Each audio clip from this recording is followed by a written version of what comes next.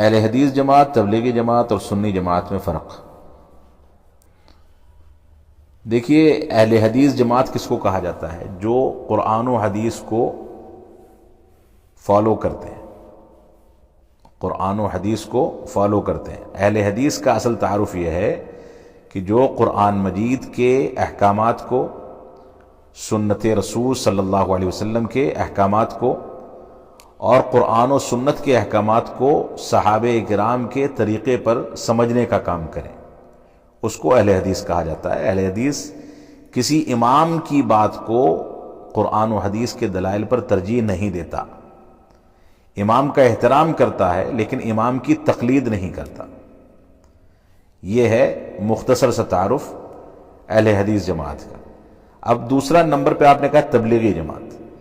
تبلیغی جماعت ایک خاص طریقے پر کام کرنے والی جماعت ہے، جن کے یہاں سال میں 4 مہینہ، سال میں 40 دن، مہینے میں 3 دن اور پوری عمر میں 4 مہینے کا ایک چلہ لگانا لازم سمجھا جاتا ہے، جبکہ دعوت و تبلیغ کے لیے اس طرح کا کوئی بھی عمل اسلاف امت سے یا قرآن و سنت سے ثابت نہیں ہے، کیونکہ دعوت و تبلیغ جو ہے یہ ہر قدم کا عمل ہے۔ ہم گھر سے نکلتے ہیں، کسی کو بیڑی سگریٹ پیتا دیکھیں، نماز چھوڑتا دیکھیں، اس کو سمجھائیں، یہ دعوت و تبلیغ ہے، لیکن اس کے لیے دن کی تعین کر دینا یہ غلط ہے۔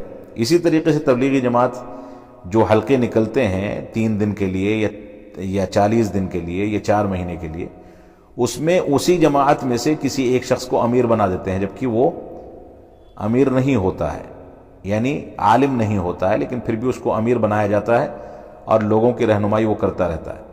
خود جاہل ہوتا ہے تو ظاہر سی بات ہے دین کی باتیں وہ کیسے بتائے گا، لیکن رٹی رٹائی باتیں وہ بتاتا ہے۔ تیسری بات یہ ہے کہ تبلیغی جماعت کے علماء جو ہیں وہ خرافاتی واقعات پر اعتماد کرتے ہیں، من گھڑت کہانیاں بیان کرتے ہیں، قرآن و حدیث کے دلائل بیان نہیں کرتے، ایسے واقعات بیان کرتے ہیں جن واقعات کا امکان نہ عقلی لحاظ سے ہے نہ شرعی اور دلائل کے لحاظ سے۔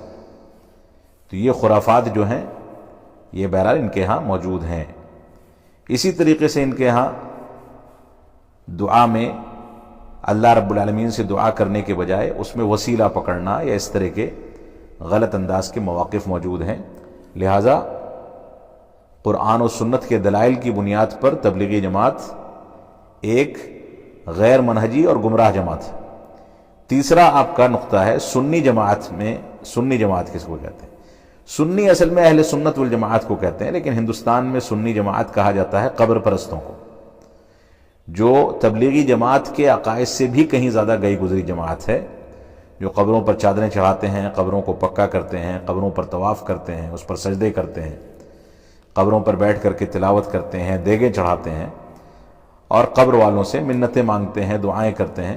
یہ ساری کی ساری چیزیں اسلام میں شرک ہیں، اور اس شرک کو انجام دینے والوں کو ہندوستان کے تناظر میں یا بر صغیر کے تناظر میں سنی کہا جاتا ہے، جو کہ گمراہ جماعت ہے۔